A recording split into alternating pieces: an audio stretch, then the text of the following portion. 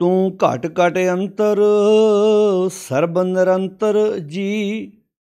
हार एको पुरख समाणा। एक दाते एक पेखारी जी। सब तेरे चोज विडाणा। तू आपे दाता आपे भुगता जी। हों तुद बिन अवर न जाना। तू पार ब्रह्म बेअंत जी। तेरे क्या गुण आख बखाना। जो सेवै तुद जी। जन नानक तिन कुर्बाना। वाहिगुरू जी का खालसा वाहिगुरू जी की फतेह। गुरु प्यारी साध संगत जी, सो पुरख की बाणी जिस विच आपां पहले बंद की विचार सरवण कर चुके हाँ। अज आपां सो पुरख की बाणी विच जो गुरु रामदास पिता जी का शब्द है ਉਹਦੇ दूसरे बंद का पाठ सरवण किया। ये 5 बंदा का शब्द है जिस दे विचों आपां पहले बंद की विचार जिहड़ी है कल तक सरवण कर चुके हाँ।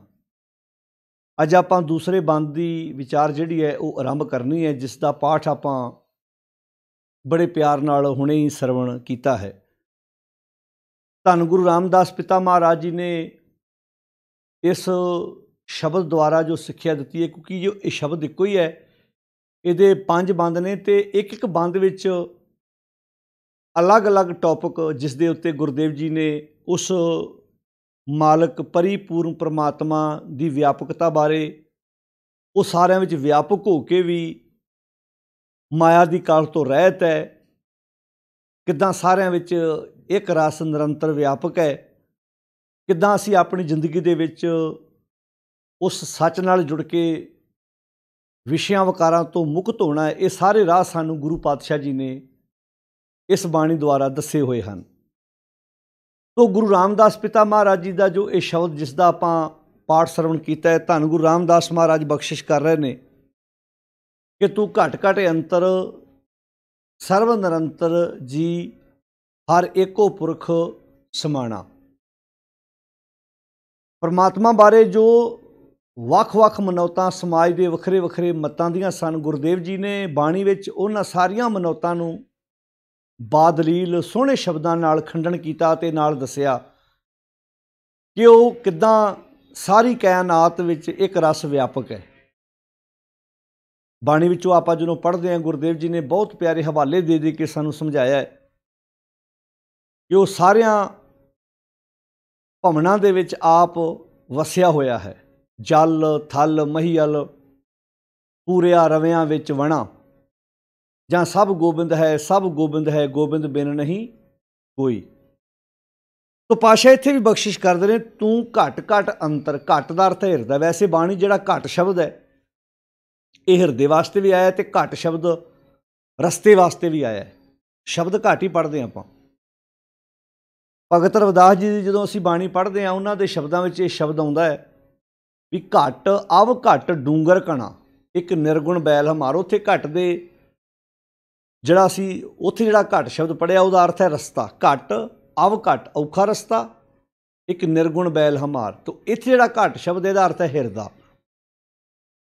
तो धन गुरु रामदास पिता महाराज बख्शिश करते हैं, तू घट घट अंतर। हे भाई हे मनुख, समझ के वो परमात्मा हर घट विच हर हिरदे विच एक रस व्यापक है। हुण किड्डे प्यारे शब्द वरते भी वो घट घट अंतर है ते सर्ब निरंतर, सारिਆਂ विच लगातार निरअंतर, हर समय इक्को जिहा, क्योंकि जुग जुग एको वेस है। एको पुरख समाणा। एक पुरख सारिਆਂ विच एक रस व्यापक है। पुरख मीनिंग व्यापक। तो किड्डी वड्डी मनौत सी जिहड़ी लोग रब दे नां ते वखरे घर बना के बैठे सन। हुण आह शब्द बोलना विरोध तो इत्थों शुरू हो गया सी, जदों वो वखरे वखरे रूप बना के बैठे सन भी पैदा करने वाला होर है, रिजक देने वाला होर है, संघारन वाला होर है। गुरुदेव ने गल निबेड़ती भी एक सर्व व्यापक है, उन्हें कोई दूसरा तीसरा महकमा नहीं बनाया। साहब ने किन्ने प्यारे बचन कह के इत्थे समझाया भी तू घट घट अंतर। ਜਿਹੜੀ ਗੱਲ ਆਪਾਂ ਪਹਿਲੇ ਬੰਦ ਵਿੱਚ ਸਮਝ ਆਏ ਹਾਂ, ਸੋ ਪੁਰਖ ਉਹ ਪੁਰਖ ਨਿਰੰਜਨ, ਹਰ ਪੁਰਖ ਨਿਰੰਜਨ, ਹਰ ਅਗਮਾ ਅਗਮ ਅਪਾਰਾ। ਉਹ ਪੁਰਖ ਜਿਹੜਾ ਸਰਬ ਵਿਆਪਕ ਹੈ ਤੇ ਮਾਇਆ ਦੀ ਕਾਲਖ ਤੋਂ ਰਹਿਤ ਹੈ। ਦੂਸਰੇ ਬੰਦ ਵਿੱਚ ਕਹਿਤਾ, ਤੂੰ ਘਟ ਘਟ ਅੰਤਰ, ਹਰ ਹਿਰਦੇ ਵਿੱਚ ਨਿਰੰਤਰ ਲਗਾਤਾਰ ਇੱਕ ਰਸ ਵਿਆਪਕ ਹੈ। ਘਟ ਘਟ ਅੰਤਰ ਸਰਬ ਨਿਰੰਤਰ, ਤੂੰ ਘਟ ਘਟ ਅੰਤਰ ਸਰਬ ਨਿਰੰਤਰ ਜੀ, ਹਰ ਏਕੋ ਪੁਰਖ ਸਮਾਣਾ। ਇੱਕੋ ਹੀ ਪੁਰਖ ਸਾਰਿਆਂ ਵਿੱਚ ਇੱਕ ਰਸ ਵਿਆਪਕ ਹੈ। ਹੁਣ ਜੀ ਇਸ ਗੱਲ ਦੀ ਮਨੁੱਖ ਨੂੰ ਸਮਝ ਲੱਗ ਜਾਏ ਵੀ ਸਾਰਿਆਂ ਵਿੱਚ ਇੱਕ ਰਸ ਵਿਆਪਕ ਹੈ, ਇਸ ਗੱਲ ਦੀ ਸਮਝ ਲੱਗ ਜਾਏ ਕਿ ਮਨੁੱਖ ਕਿਸੇ ਨਾਲ ਬੇਈਮਾਨੀ ਕਰੇਗਾ, ਠੱਗੀ ਮਾਰੇਗਾ, ਧੋਖਾ ਕਰੇਗਾ ਕਿਸੇ ਨਾਲ।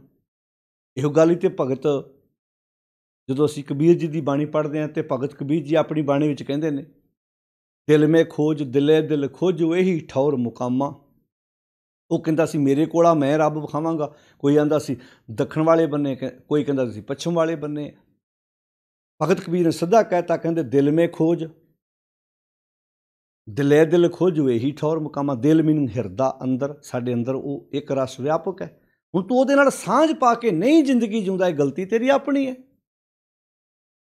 ਹੁਣ ਉਹ ਤੇ ਨਿਰੰਜਨ ਹੈ ਨਾ, ਵੀ ਵਿੱਚ ਬੈਠਾ ਹੋਇਆ ਵੀ ਮਾਇਆ ਦੀ ਕਾਲ ਤੋਂ ਰਹਿ, ਤੇ ਉਹਦੇ ਨਾਲ ਸਾਂਝ ਪਾਏਗਾ, ਫਿਰ ਤੂੰ ਮਾਣ ਨਾ ਕਹੇਗਾ, ਹਉ ਪੂਤ ਤੇਰਾ ਤੂੰ ਬਾਪ ਮੇਰਾ, ਏਕੇ ਠਾਹਰ ਦੁਹਾਂ ਬਸੇਰਾ। ਤੋ ਗੁਰੂ ਰਾਮਦਾਸ ਮਹਾਰਾਜ ਬਖਸ਼ਿਸ਼ ਕਰਦੇ ਨੇ, ਤੂੰ ਘਟ ਘਟ ਅੰਤਰ ਸਰਬ ਨਿਰੰਤਰ ਜੀ, ਹਰ ਏਕੋ ਪੁਰਖ ਸਮਾਣਾ।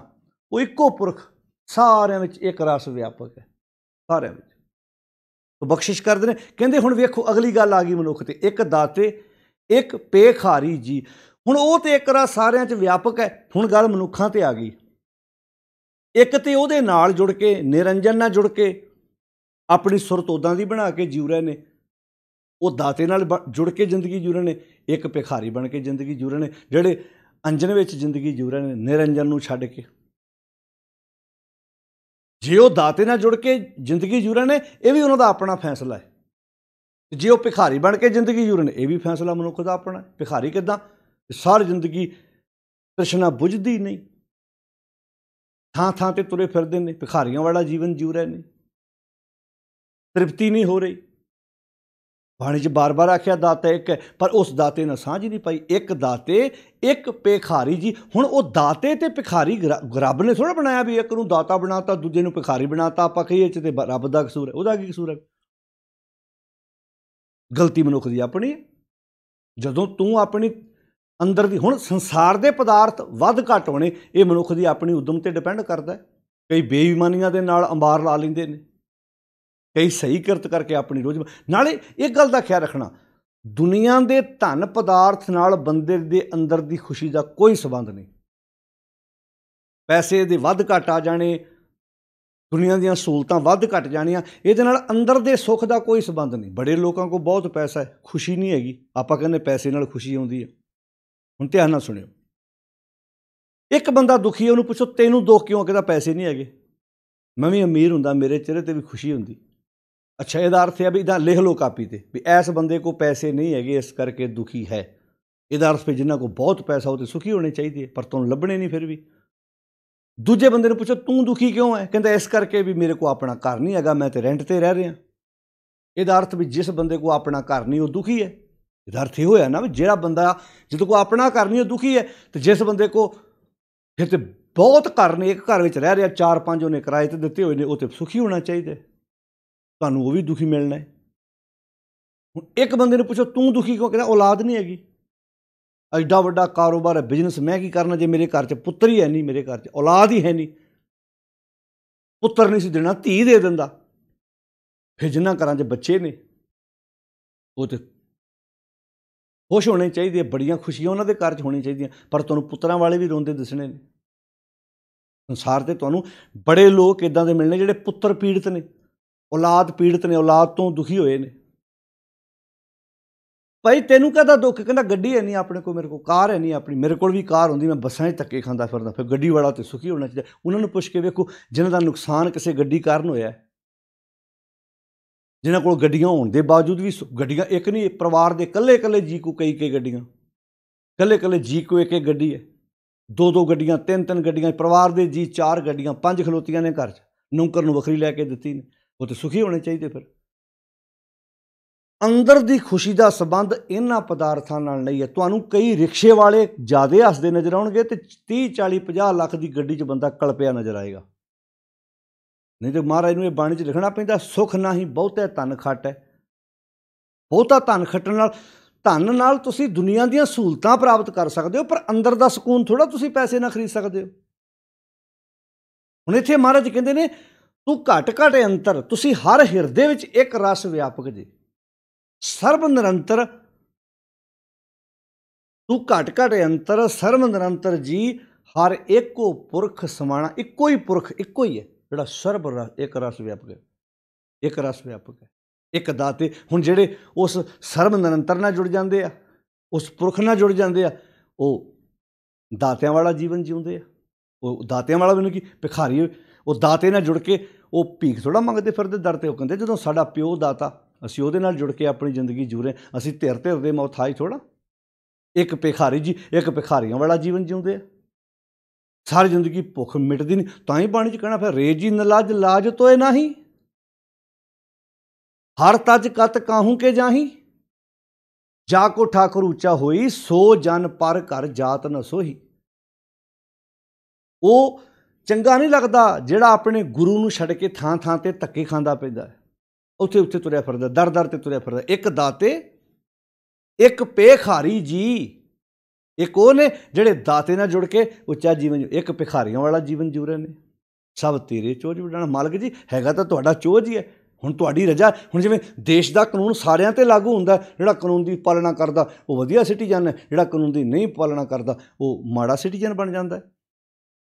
ਜੇ ਕੋਈ ਭਿਖਾਰੀਆਂ ਵਾਲਾ ਜੀਵਨ ਜੂ ਰਿਹਾ ਤੇ ਬੰਦੇ 'ਤੇ ਡਿਪੈਂਡ ਕਰਦਾ। ਤੁਹਾਨੂੰ ਕਈ ਬੰਦੇ ਮਿਲਣੇ ਨੇ 100 ਏਕੜ ਦੇ ਮਾਲਕ, ਜਿਨ੍ਹਾਂ ਨੇ ਅੱਜ ਆਪਣੇ ਪਰਿਵਾਰ ਦੀਆਂ ਨੂੰਹਾਂ ਨੂੰ ਲੋਕਾਂ ਦੇ ਬਰਤਨ ਮਾਂਜਣ ਲਈ ਮਜਬੂਰ ਕਰਤਾ। ਕਿਉਂ? ਜਦੋਂ ਕੰਮ ਪੁੱਠੇ ਕਰਨੇ, ਫਿਰ ਭਿਖਾਰੀਆਂ ਵਾਲਾ ਜੀਵਨ ਤੇ ਜਿਉਣੇ ਹੀ ਜਿਉਣਾ, ਵਿੱਚ ਕਿਸੇ ਦਾ ਕੀ ਕਸੂਰ ਹੈ?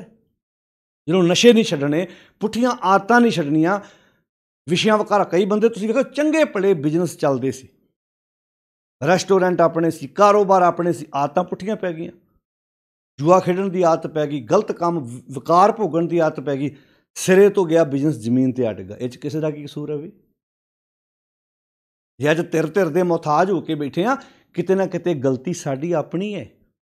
ਹੁਣ ਇਹ ਉਹ ਸੋਦਰ ਦੀ ਬਾਣੀ ਹੈ, ਉਹ ਪਾਠ ਹੈ ਜਿਹੜਾ ਅਸੀਂ ਆਪਣੇ ਘਰਾਂ ਵਿੱਚ ਰੋਜ਼ਾਨਾ ਪੜ੍ਹਦੇ ਹਾਂ। ਇਹ ਸੋਦਰ ਦੇ ਸ਼ਬਦ, ਇਹ ਸੋ ਪੁਰਖ ਦੇ ਸ਼ਬਦ ਜਿਹੜੇ ਅਸੀਂ ਰੋਜ਼ਾਨਾ ਆਪਣੇ ਘਰਾਂ 'ਚ ਪੜ੍ਹਦੇ ਹਾਂ, ਪਰ ਪੜ੍ਹ ਕੇ ਅਸੀਂ ਤਾਂ ਆਪਣੇ ਪਰਿਵਾਰਾਂ 'ਚ ਬੈਠ ਕੇ ਇਹਨਾਂ ਦੀ ਕਦੀ ਵਿਚਾਰ ਕਰਨ ਦੀ ਵੀ ਕੋਸ਼ਿਸ਼ ਨਹੀਂ ਕੀਤੀ। ਸਵੇਰੇ ਸ਼ਾਮ ਪਾਠ ਕਰ ਲਿਆ ਬਸ ਥੋੜ੍ਹਾ ਬਹੁਤਾ, ਮੁੜ ਕੇ ਸਾਰਾ ਦਿਨ ਟੀਵੀਆਂ 'ਤੇ ਗੰਦ ਵੇਖਿਆ ਅਤੇ ਗੰਦ ਸੁਣਿਆ। ਹੁਣ ਕਈ ਕਹਿਣਗੇ ਭਾਈ ਸਾਹਿਬ ਜੀ ਅਸਰ ਕਿਉਂ ਨਹੀਂ ਹੁੰਦਾ? ਹੁਣ ਮੈਂ ਇੱਕ ਉਦਾਹਰਨ ਦਿੰਦਾ। ਅਸਰ ਹੁੰਦਾ ਜਿਹੜੇ ਸੁਣਦੇ ਨੇ, ਜਿਹੜੇ ਧਿਆਨ ਨਾਲ ਵਾਚਦੇ ਨੇ। ਬੜੇ ਨੇ ਜਿਹੜੇ ਆਪਣੇ ਆਪ ਨੂੰ ਬਦਲਣ ਦੀ ਕੋਸ਼ਿਸ਼ ਕਰਦੇ, ਪਰ ਗੱਲ ਤਾਂ ਇਹ ਡਿਪੈਂਡ ਕਰਦਾ ਤੁਹਾਡਾ ਮਨ ਜ਼ਿਆਦਾ ਸੰਗਤ ਕਿਹਦੀ ਕਰਦਾ ਹੈ। ਹੁਣ ਤੁਹਾਡੇ ਘਰ ਗਮਲਾ ਹੈ, ਉਹਦੇ ਦੇ ਵਿੱਚ ਤੁਸੀਂ ਇੱਦਾਂ ਪੌਦੇ ਲਾਏ ਨੇ, ਹੁਣ ਪੌਦੇ ਨੂੰ ਵੀ ਪਾਣੀ ਚਾਹੀਦਾ ਹੈ। ਆ ਗਰਮੀਆਂ 'ਚ ਤਾਂ ਕਈ ਵਾਰੀ 2-2 ਵਾਰ ਪਾਣੀ ਪਾਉਣਾ ਪੈਂਦਾ ਹੈ। ਅਜੇ ਸਰਦੀਆਂ 'ਚ ਬਾਰਿਸ਼ ਪੈਂਦੀ ਹੋਵੇ ਤਾਂ ਆਪਾਂ ਕਹਾਂਗੇ ਚੱਲ ਕੋਈ ਨਹੀਂ, ਨਾ ਵੀ ਪਾਣੀ ਪਵੇ। ਹੁਣ ਸਰਦੀਆਂ 'ਚ ਕਈ ਵਾਰੀ ਪਾਣੀ ਦੀ ਲੋੜ ਛੇਤੀ ਪੈਂਦੀ ਨਹੀਂ, ਬਾਰਿਸ਼ ਵਾਲੇ ਦਿਨਾਂ 'ਚ ਕਈ ਵਾਰੀ ਪਾਣੀ ਦੀ ਲੋੜ ਪੈਂਦੀ ਨਹੀਂ ਛੇਤੀ। ਪਰ ਜਦੋਂ ਕੜਕਦੀ ਧੁੱਪ ਹੈ, ਗਰਮੀ ਹੈ, ਉੱਥੇ ਵੀ ਤੁਹਾਨੂੰ ਪੌਦਿਆਂ ਨੂੰ ਗਮਲਿਆਂ ਦੇ ਵਿੱਚ ਪਾਣੀ ਪਾਉਣਾ ਪੈਂਦਾ ਹੈ। ਜੇ ਪੌਦੇ ਨੂੰ ਹਰਿਆ ਰੱਖਣ ਲਈ ਪਾਣੀ ਦੀ ਲੋੜ ਹੈ, ਤੇ ਇਸ ਮਨ ਨੂੰ ਹਰਿਆ ਰੱਖਣ ਲਈ ਸਤ ਦੀ ਸੰਗਤ ਦੇ ਜਲ ਦੀ ਲੋੜ ਨਹੀਂ। ਆਪਾਂ ਪਿੱਛੇ ਪੜ੍ਹਿਆ ਨਾ, ਮੇਰੇ ਮਾਧੋ ਜੀ ਸਤ ਸੰਗਤ ਮਿਲੇ ਸੋ ਤਰਿਆ, ਗੁਰ ਪ੍ਰਸਾਦ ਪਰਮ ਪਦ ਪਾਇਆ ਸੂਕੇ ਕਾਸ਼ ਧਰਿਆ। ਜੇ ਘਰ ਵਿੱਚ ਰੋਜ਼ ਸਫਾਈ ਦੀ ਲੋੜ ਹੈ, ਕਈ ਕਹਿਣਗੇ ਅੱਛਾ ਜੀ ਇੱਕੇ ਵਾਰੀ। ਹੁਣ ਇਹ ਤਾਂ ਬੜਾ ਮਨ 'ਤੇ ਬੜਾ ਢੀਠ ਹੈ। ਇਹਨੂੰ ਖੋਤਾ ਆਖਿਆ, ਗਧਾ ਆਖਿਆ। ਮਨ ਖੁੱਟਹਰ ਤੇਰਾ ਨਹੀਂ ਵਿਸ਼ਾਸ, ਤੂੰ ਮਹਾ ਉਦਮਾਦਾ, ਖਰ ਕਾ ਪੈਂਖਰ ਤਉ ਛੁਟੇ ਜੂ ਪ੍ਰਲਾਦਾ। ਖੋਤਾ ਵੇਖਿਆ? ਘੁਮਿਆਰ ਦਾ ਖੋਤਾ ਜਦੋਂ ਖਾਲੀ ਹੁੰਦਾ ਲੱਪਾਂ ਮਾਰਦਾ ਇੱਦਾਂ, ਜਦੋਂ ਉਹਦੇ 'ਤੇ ਉਹ ਘੁਮਿਆਰ ਭਾਰ ਲਾ ਦਿੰਦਾ ਫਿਰ ਖੋਤਿਆਂ ਦੇ ਵਿੱਚ ਰਮਾਨ ਨਾਲ ਤੁਰੇ ਜਾਂਦਾ। ਹੁਣ ਲੱਪਾਂ ਮਾਰਨ ਜੋਗਾ ਨਹੀਂ, ਮਨ ਗਧਾ ਹੈ। ਜਦੋਂ ਖਾਲੀ ਹੈ ਲੱਪਾਂ ਮਾਰਦਾ ਹੈ, ਅਤੇ ਪ੍ਰਵਾਹ ਇਹ ਤਾਂ ਪੱਗਾਂ ਬਨਹੁਰੀਆਂ ਮਾਰਤਾ। ਇਹਦੀਆਂ ਲੱਤਾਂ ਨਹੀਂ, ਪਰ ਲੱਪਾਂ ਮਾਰਦਾ ਬੜੀਆਂ। ਬਦਨੇ ਬਿਰ ਖਿਰ ਖਿਰੇ ਹੱਸਦਾ। ਤੁਸੀਂ ਮਨ ਵੇਖਿਆ? ਮਨ ਦਾ ਮੂੰਹ ਹੈ ਨਹੀਂ, ਪਰ ਹੱਸਦਾ ਬੜਾ। ਕਿੱਦਾਂ ਭਲਾ? ਕਈ ਬੰਦੇ ਨਾ ਉੱਤੋਂ ਤੁਹਾਨੂੰ ਵੇਖਣ ਨੂੰ ਕਿਸੇ ਦੇ ਘਰ ਜਾ ਕੇ ਮੂੰਹ ਢਿੱਲਾ ਜਾ ਕਰਨਗੇ, ਪਰ ਮਨ ਦੇ ਵਿੱਚੋਂ ਲੱਡੂ ਫੁੱਟ ਰਹੇ ਹੁੰਦੇ ਨੇ। ਮਨੋਂ ਖੁਸ਼ ਹੁੰਦੇ, ਚੰਗਾ ਹੋਇਆ ਭਰਾ ਨੂੰ ਦੱਸ ਰਿਹਾ ਮੇਰੇ ਨਾਲ ਹੋ ਗਿਆ। ਉੱਤੋਂ ਜਾ ਕੇ ਮੂੰਹ ਲਮਕਾਇਆ, ਪਰ ਅੰਦਰੋਂ ਤੇ ਖੁਸ਼ੀ ਦੇ ਲੱਡੂ ਫੁੱਟ ਰਹੇ ਇੱਦਾਂ। ਤੇ ਪ੍ਰਿਥੀ ਚੰਦ ਵਰਗੀਆਂ ਰੂਹਾਂ ਮੁੱਕ ਗਈਆਂ ਨੇ ਜਦੋਂ ਗੁਰੂ ਅਰਜਨ ਸਾਹਿਬ ਜੀ ਦੇ ਘਰ ਬਾਲਕ ਹਰਗੋਬਿੰਦ ਪਾਤਸ਼ਾਹ ਜਨਮ ਲੈਂਦੇ ਨੇ। ਤੇ ਜਦੋਂ ਕਿ ਉਹ ਵਧਾਈ ਦੇਣ ਨਾ ਗਏ ਹੋਣਗੇ, ਖੁਸ਼ੀ ਮਨਾਈ ਹੋਏਗੀ ਬਾਹਰੀ ਤੌਰ 'ਤੇ, ਪਰ ਜੇ ਅੰਦਰੋਂ ਖੁਸ਼ੀ ਮਨਾਈ ਹੁੰਦੀ ਤੇ ਸਵੇਰੇ ਨੂੰ ਭੇਜਦੇ। ਫਿਰ ਜ਼ਹਿਰ ਵਾਲੀ ਮਠਿਆਈ ਭੇਜਦੇ ਜੇ ਅੰਦਰੋਂ ਖੁਸ਼ੀ ਹੋਈ ਹੁੰਦੀ। ਤੇ ਕੀ ਪ੍ਰਿਥੀ ਚੰਦ ਵਰਗੀਆਂ ਰੂਹਾਂ ਅੱਜ ਹੈ ਨਹੀਂ? ਅੱਜ ਵੀ ਹੈਗੀਆਂ, ਜਿਹੜੀਆਂ ਭਰਾ ਦੇ ਘਰ ਬੱਚਾ ਪੈਦਾ ਹੋਣ 'ਤੇ ਉੱਤੋਂ ਖੁਸ਼ੀ ਮਨਾਉਂਦੇ ਨੇ, ਅੰਦਰੋਂ ਸਾੜਾ ਹੁੰਦਾ ਹੈ ਵੀ ਜਾਇਦਾਦ ਵੰਡੀ ਗਈ। ਹੁਣ ਉੱਦਾਂ ਇਹਨਾਂ ਸਾਡਾ ਗੋਦ ਲੈ ਲੈਣਾ ਸੀ, ਸੜ ਮੱਚ ਜਾਣਾ, ਭੁੱਜ ਜਾਣਾ, ਤੇ ਗੁਰਦੁਆਰੇ ਕਹਿਣਾ ਨਾਨਕ ਨਾਮ ਚੜ੍ਹਦੀ ਕਲਾ, ਤੇਰੇ ਭਾਣੇ ਸਰਬੱਤ ਦਾ ਭਲਾ। ਜੇ ਇਹ ਸਾਡੀ ਅੰਦਰ ਦੀ ਭੁੱਖ ਨਹੀਂ ਮਿਟੀ ਤੇ ਭਿਖਾਰੀ ਸਾਨੂੰ ਕਿਸੇ ਹੋਰ ਨੇ ਨਹੀਂ ਬਣਾਇਆ, ਸਾਡੀਆਂ ਆਪਣੀਆਂ ਬੁਰੀਆਂ ਆਦਤਾਂ ਨੇ ਬਣਾਇਆ ਹੈ, ਬੁਰੀਆਂ ਆਦਤਾਂ ਨੇ ਬਣਾਇਆ।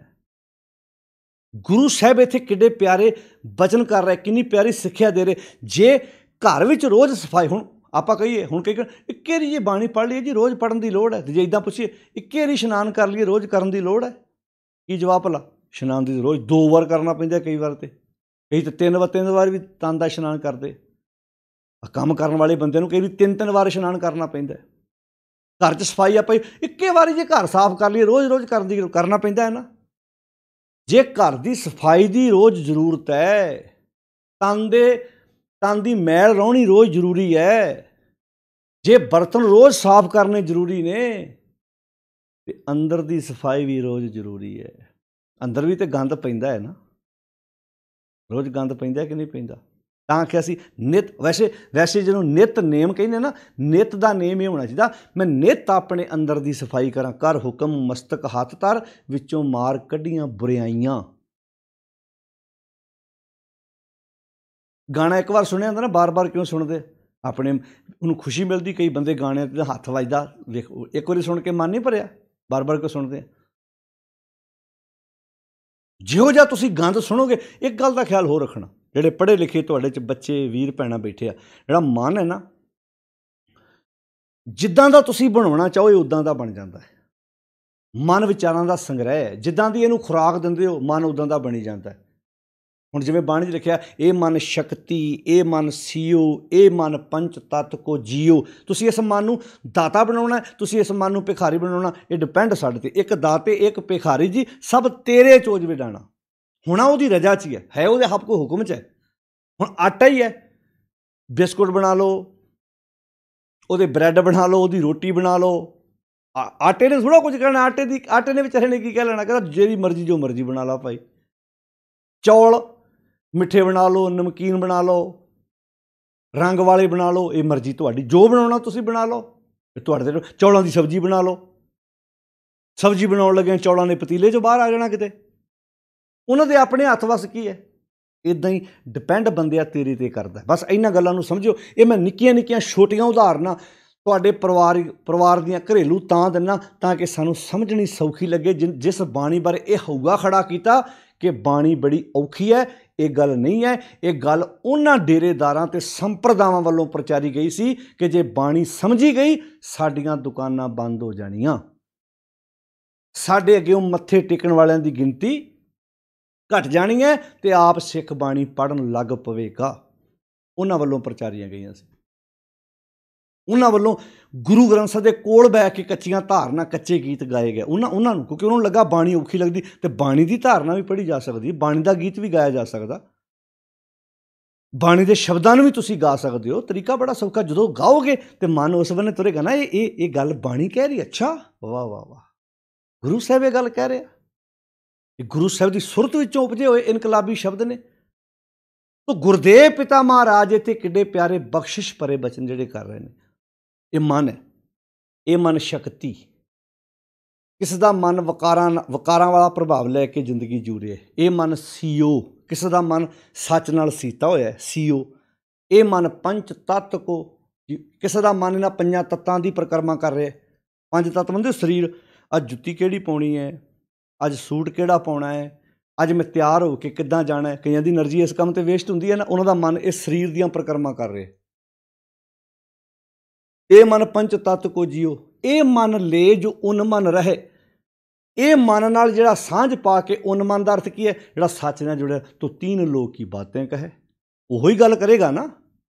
ਉਹ ਸੱਚ ਦੀ ਵਿਚਾਰ ਵਾਲੇ ਬੰਨੇ ਤੁਰੇਗਾ ਜਿਹੜਾ ਮਨ, ਜਿਸ ਨੇ ਮਨ ਸੱਚ ਨਾਲ ਜੋੜ ਲਿਆ, ਉਹ ਫਿਰ ਭਿਖਾਰੀ ਬਿਰਤੀ ਵਾਲਾ ਜੀਵਨ ਥੋੜ੍ਹਾ ਜੇਗਾ। ਇੱਕ ਦਾਤੇ ਇੱਕ ਭਿਖਾਰੀ ਜੀ। ਹੁਣ ਮਨ ਇੱਕੋ ਹੀ ਹੈ, ਹੁਣ ਇਹਨੂੰ ਤੁਸੀਂ ਕਿਹੜਾ ਰੂਪ ਦੇਣਾ ਤੁਹਾਡੀ ਮਰਜ਼ੀ, ਕਿਉਂਕਿ ਕਬੀਰ ਮਨ ਪੰਖੀ ਪਇਓ ਉੱਡ ਉੱਡ ਦਹਿ ਦਿਸ ਜਾਏ। ਛੁੱਟੀਆਂ ਦੇ ਵਿੱਚ ਕਈਆਂ ਦੇ ਬੱਚਿਆਂ ਨੇ ਗੀਤ ਸਿੱਖ ਲਏ, ਕਈਆਂ ਦੇ ਬੱਚਿਆਂ ਨੇ ਗੁਰਬਾਣੀ ਦੀ ਸੰਥਿਆ ਲੈ ਲਈ, ਕਿਸੇ ਨੇ ਚੰਗੇ ਬੰਨੇ ਆਪਣੇ ਆਪ ਨੂੰ ਤੋਰ ਲਿਆ, ਕਈ ਤਾਸ਼ ਖੇਡ ਖੇਡ ਕੇ ਥੱਕ ਗਏ, ਕਈਆਂ ਦੀ ਐਨਰਜੀ ਇਸੇ ਕੰਮ 'ਤੇ ਵੇ। ਹੁਣ ਤੁਸੀਂ ਕਿੱਦਾਂ ਦੇ ਬਣਨਾ ਹੈ ਤੇ ਡਿਪੈਂਡ ਸਾਡੇ ਕੋਲ ਹੈ ਨਾ, ਅਸੀਂ ਕਿੱਦਾਂ ਦੇ ਜਿਉਣਾ ਚਾਹੁੰਦੇ ਹਾਂ। ਇੱਕ ਦਾਤੇ ਇੱਕ ਭਿਖਾਰੀ ਜੀ, ਸਭ ਤੇਰੇ ਚੋਜ ਵਿਡਾਣਾ। ਹੁਣ ਇਹ ਫੈਸਲਾ ਸਾਡਾ ਆਪਣਾ ਹੈ, ਕਿਉਂਕਿ ਉਹ ਨਿਰੰਤਰ ਸਾਰਿਆਂ ਵਿੱਚ ਇੱਕ ਰਸ ਵਿਆਪਕ ਹੈ।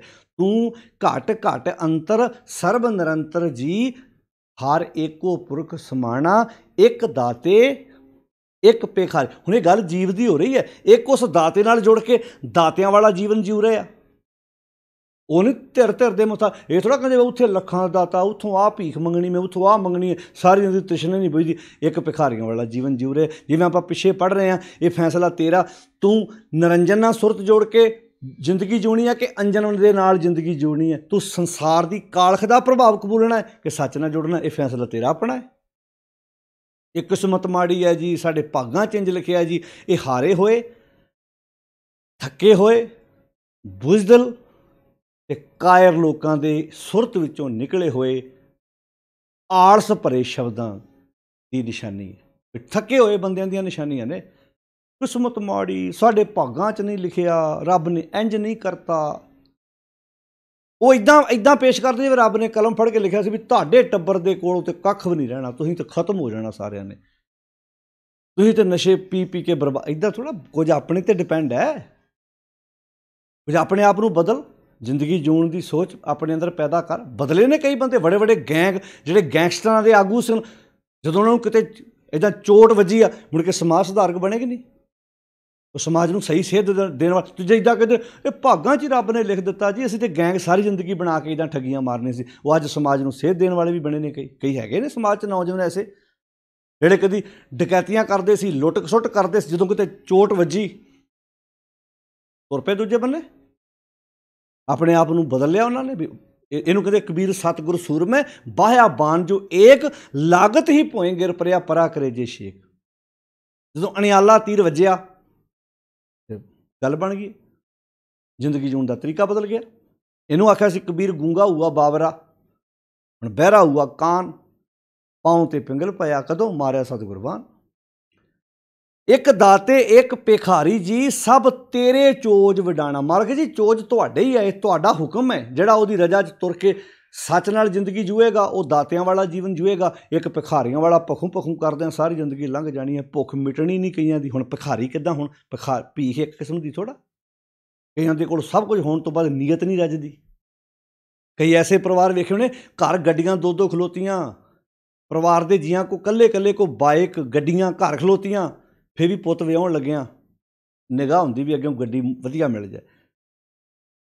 ਪਾਪਾ ਜੀ ਉਹ ਐਸੇ ਛਾਪ ਛੱਲਾ ਨਹੀਂ ਪਾਉਂਦੇ, ਮੁੰਦਰੀਆਂ ਨਹੀਂ ਪਾਉਂਦੇ, ਪਰ ਕੁੜਮ ਕੋ ਪਵਾ ਲੈਣੀ ਵੀ ਘਰ ਨੂੰ ਹੀ ਆ ਰਹੀ, ਚਲੋ ਵਧੀਆ ਗੱਲ ਹੈ। ਹੁਣ ਉਹਨਾਂ ਦੇ ਸੋਨਾ ਰੁੱਖ ਨੂੰ ਥੋੜ੍ਹਾ ਲੱਗਾ, ਪਰ ਭੁੱਖ ਨਹੀਂ ਮਿਟ ਰਹੀ ਅੰਦਰੋਂ, ਭਾਵੇਂ ਉੱਦਾਂ ਛਾਪ ਕਦੀ ਕਦੀ ਮੁੰਦਰੀ ਪਾਈ ਵੀ ਨਾ ਹੋਵੇ, ਪਰ ਮਿਲਡੀਆਂ ਵੇਲੇ ਪਵਾ ਲੈਂਦੇ ਆ। ਭਿਖਾਰੀਆਂ ਵਾਲੀ ਬਿਰਤੀ ਗਈ ਨਹੀਂ। ਉੱਦਾਂ ਕਹਿਣਗੇ ਪਾਪਾ ਜੀ ਸੋਦਰ ਤੋਂ ਬਿਨਾਂ ਨਾ, ਪਾਠ ਕਰਨ ਤੋਂ ਬਿਨਾਂ ਰੋਟੀ ਨਹੀਂ ਖਾਂਦੇ। ਕੀ ਫਾਇਦਾ ਹੋਇਆ ਜੀ ਅੰਦਰੋਂ ਭਿਖਾਰੀਆਂ ਵਾਲੀ ਬਿਰਤੀ ਨਹੀਂ ਗਈ ਤੇ। ਉਹ ਪਾਤਸ਼ਾਹ ਕਹਿੰਦੇ ਆਪਣੀ ਸੋਚ ਬਦਲਣ ਦੀ ਕੋਸ਼ਿਸ਼ ਕਰ। ਇੱਕ ਦਾਤੇ ਇੱਕ ਭਿਖਾਰੀ ਜੀ, ਸਭ ਤੇਰੇ ਚੋਜ ਵਿਡਾਣਾ, ਤੂੰ ਆਪੇ ਦਾਤਾ। ਉਹ ਫਿਰ ਜਿਹੜੇ ਸੱਚ ਨਾਲ ਜੁੜ ਜਾਂਦੇ ਨਾ, ਉਹ ਇੱਦਾਂ ਕਹਿੰਦੇ ਤੂੰ ਦਾਤਾ ਵੀ ਆਪ ਹੈ ਅਤੇ ਭੁਗਤਾ ਵੀ ਆਪ ਹੈ, ਭੋਗਣ ਵਾਲਾ ਵੀ ਆਪ ਹੈ। ਜਦੋਂ ਰੂਪ ਉਹਦਾ ਹੋ ਗਿਆ ਨਾ, ਜਦੋਂ ਸਚਿਆਰੇ ਦਾ ਰੂਪ ਬਣ ਗਿਆ, ਫਿਰ ਇੱਦਾਂ ਮਹਿਸੂਸ ਕਰਦਾ ਵੀ ਉਹ ਦਾਤਾ ਵੀ ਆਪ ਹੈ ਅਤੇ ਭੋਗਣ ਵਾਲਾ ਵੀ ਆਪ ਹੈ। ਜਿਹੜਾ ਇਹਨਾਂ ਹੁਣ ਭੁਗਤ ਦਾ ਅਰਥ ਕੀ? ਭੋਗਣ ਵਾਲਾ। ਗੁਣਾਂ ਦਾ ਦਾਤਾ ਹੈ ਅਤੇ ਗੁਣਾਂ ਦੇ ਦਾਤ ਨੂੰ ਛਕਣ ਵਾਲਾ। ਫਿਰ ਜਦੋਂ ਰੂਪ ਉਹਦਾ ਹੋ ਗਿਆ ਅਤੇ ਭੁਗਤਾ ਵੀ ਆਪੇ ਹੀ ਹੋ ਗਿਆ ਨਾ। ਦਾਤਾ ਗੁਣਾਂ ਦਾ ਹੈ। ਜਦੋਂ ਆਪਾਂ ਬਾਣੀ 'ਚ ਪੜ੍ਹਦੇ ਹਾਂ ਵੀ ਹਮ ਮੈਲੇ ਤੂੰ ਮੁਜਲ ਕਰਤੇ ਹਮ ਨਿਰਗੁਣ, ਤੂੰ ਦਾਤਾ ਕਾਹਦਾ ਗੁਣਾਂ ਦਾ। ਹਮ ਮੈਲੇ, ਮੈਲ ਨੂੰ ਕੱਟਣ ਵਾਲਾ ਗੁਣ ਚਾਹੀਦਾ, ਮੈਲ ਔਗਣ ਹੈ। ਅਤੇ ਗੁਣ ਜਿਹੜੇ ਨੇ ਉਹ ਮੇਰੇ ਦਾਤੇ ਕੋਲੋਂ ਮਿਲਦੇ, ਜਿਹੜੇ ਬੰਦੇ ਦੇ ਅੰਦਰ ਪਏ ਹੋਏ ਨੇ। ਉਹ ਪਾਤਸ਼ਾਹ ਕਹਿੰਦੇ ਨੇ ਆਪੇ ਦਾਤਾ, ਆਪੇ ਆਪੇ। ਕਿੰਨੀ ਪਿਆਰੀ ਬਖਸ਼ਿਸ਼ ਭਰੀ ਬਚਨ ਕੀਤੇ। ਤੂੰ ਆਪੇ ਦਾਤਾ, ਤੂੰ ਆਪ ਦਾਤਾ, किहड़े प्यारे। आपे भुगता जी, भुगत दा अर्थ की भोगण वाला, तू आपे दाता। वो फिर इदां समझदे आ आप ही दाता है तो आप ही भोगण वाला। क्यों? क्योंकि हुण रूप उहदा हो गया ना, ਉਹਦੇ ਨਾਲ ਸਾਂਝ ਪੈ ਗਈ। ਹੁਣ ਵਕਾਰ ਭੋਗਣ ਵਾਲੇ ਨੂੰ ਆਪ ਥੋੜ੍ਹਾ ਕਹਿੰਦੇ ਉੱਥੇ, ਉੱਥੇ ਕਹਿੰਦੇ ਨਾ ਨਾ ਨਾ ਤੂੰ ਸਾਂਝ ਨਹੀਂ ਪਾਈ ਉੱਥੇ। ਹੁਣ ਜਦੋਂ ਕਾਨੂੰਨ ਦੀ ਕੋਈ ਬੰਦਾ ਕਾਨੂੰਨ ਦੀ ਪਾਲਣਾ ਕਰਕੇ ਵਧੀਆ ਸਿਟੀਜ਼ਨ ਬਣਦਾ ਤਾਂ ਸਨਮਾਨ ਵੀ ਕਰਦੇ ਨਾ ਅਗਲੇ ਉਹਨੂੰ। ਉਹ ਕਹਿੰਦੇ ਭਾਈ ਇਹ ਸਾਡੀ ਕੰਟਰੀ ਦਾ ਇਹਨੇ ਨਾਮ ਰੌਸ਼ਨ ਕੀਤਾ, ਇਹਨੇ ਸਾਡੇ ਕੰਟਰੀ ਦਾ ਨਾਮ ਉੱਚਾ ਚੁੱਕਿਆ, ਅਸੀਂ ਸਾਡਾ ਫਰਜ਼ ਬਣਦਾ। ਇਹ ਹੁਣ ਇਹ ਇਨਸਾਨ ਇਕੱਲਾ ਇਨਸਾਨ ਨਹੀਂ ਰਹਿ ਗਿਆ, ਇਹਦੇ ਨਾਂ ਨਾਲ ਹੁਣ ਕੰਟਰੀ ਜਾਣੀ ਜਾਂਦੀ ਹੈ। ਇੱਦਾਂ ਹੁੰਦਾ ਨਾ, ਇਹ ਬੜੇ ਬੜੇ ਖਿਡਾਰੀ ਚੈਂਪੀਅਨ ਜਿਹੜੇ ਬੜੇ ਬੜੇ ਕੋਈ ਕੰਮ ਕਰਦੇ ਆ ਉਹਨਾਂ ਦੇ ਨਾਂ ਨਾਲ ਮੁੜ ਕੇ ਦੇਸ਼ ਜਾਣਿਆ ਜਾਂਦਾ ਹੈ, ਕਿਉਂਕਿ ਉਹ ਦੇਸ਼ ਦਾ ਰੂਪ ਬਣ ਗਿਆ, ਉਹਨੇ ਉਹ ਕੰਮ ਕੀਤਾ। ਅਤੇ ਜੇ ਇੱਕ ਦੇਸ਼ ਲਈ, ਇੱਕ ਪਿੰਡ ਲਈ, ਇੱਕ ਸ਼ਹਿਰ ਲਈ ਕੋਈ ਕੰਮ ਕਰੇ, ਚੰਗਾ ਕੰਮ ਕਰੇ ਤਾਂ ਪਿੰਡ ਮਾਣ ਕਰਦਾ ਸਾਡਾ ਹੈ। ਅਤੇ ਜਦੋਂ ਸੱਚ ਦੇ ਵਾਸਤੇ ਤੂੰ ਜ਼ਿੰਦਗੀ ਜੂਏਂਗਾ, ਸੱਚ ਦਾ ਰੂਪ ਹੋ ਕੇ ਜ਼ਿੰਦਗੀ ਜੂਏਂਗਾ, ਫਿਰ ਭੁਗਤਾ ਵੀ ਤਾਂ ਆਪੇ ਹੋਏਗਾ ਨਾ। ਉਹ ਮਾਣ ਨਹੀਂ ਕਰੇਗਾ ਮੇਰਾ ਰੂਪ ਹੈ ਵੀ। तो कितने प्यारे शब्द वरते, तू आपे दाता आपे भुगता जी। और इदा कहते हाँ तुद बिना वर ना जाना, मैं तेरे बिना होर किसी नूं जानदा ही नहीं। मालक जी मेरी तुहाडे तो बिना होर किसी नाल सांझ ही है नहीं। हाँ तुद बिना वर ना जाना, मैं तुहाडे तो बिना किसी होर नूं नहीं जानदा। हाँ तुद बिन अवर ना जाना। कौन भला? ਜਿਹੜਾ ਦਾਤੇ ਨਾਲ ਸਾਂਝ ਪਾ ਕੇ ਰੱਖਦਾ ਹੈ, ਭਿਖਾਰੀਆਂ ਨਾਲ ਸਾਂਝ।